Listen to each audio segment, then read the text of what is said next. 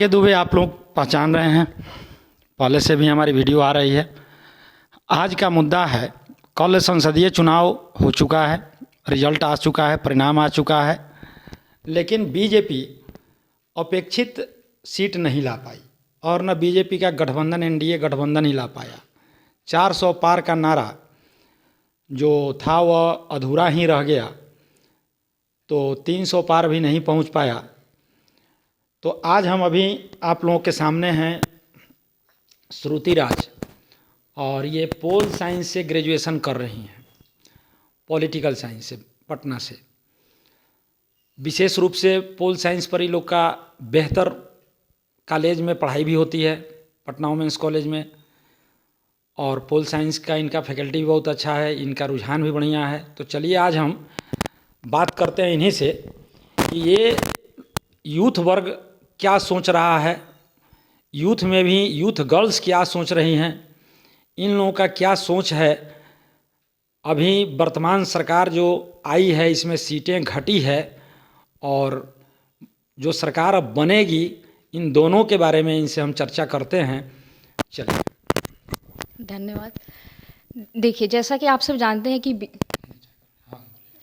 BJP government ने 400 पार का वादा किया, लेकिन वो 300 भी पार नहीं कर पाई, जिसका मुख्य कारण जो हमें एज ए स्टूडेंट लगता है कि सबसे ज़्यादा जो देश के वोटर्स है वो युवा हैं, ठीक है, और युवा ही सबसे ज़्यादा नाराज़ है, युवा वोटर्स ही सबसे ज़्यादा मोबिलाइज हुए हैं बीजेपी टू कांग्रेस। इसका मेन रीज़न जो रहा है वो एम्प्लॉयमेंट पॉलिसी।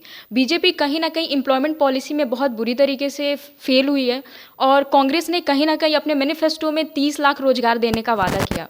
तो ये एक मुख्य कारण रहा है कि देश के युवा, देश के यूथ बहुत नाराज़ है ये एम्प्लॉयमेंट पॉलिसी से। दूसरा कारण जो है वो इन्फ्लेशन, यानी कि महंगाई आप देख सकते हैं कि बहुत ज़्यादा बढ़ गई। जैसे कि आप देख सकते हैं सिलेंडर का प्राइस हाइक हुआ, फ्यूल में प्राइस हाइक होना। तो ये सारी चीज़ों में जो प्राइस हाइक है और कहीं ना कहीं महंगाई, ये एक बहुत बड़ा रीज़न भी रहा है बीजेपी को कम वोट लेने में। फिर तीसरा आप देख सकते हैं अग्निवीर स्कीम। सबसे ज़्यादा डिफेंस में जो जाने वाले युवा हैं वो थे राजस्थान के वोटर्स, हरियाणा के वोटर्स, बिहार के और यूपी के।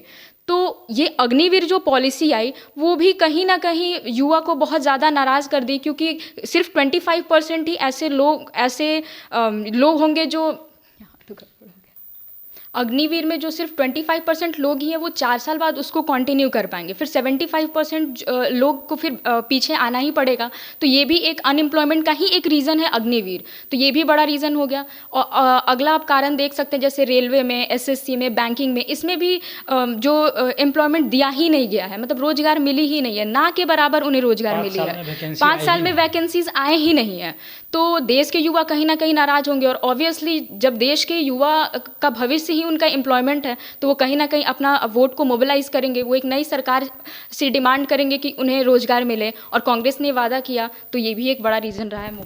चलिए, अब तो सरकार कारण आपने बता दिया, सरकार फिर पुनः एनडीए की बनने जा रही है।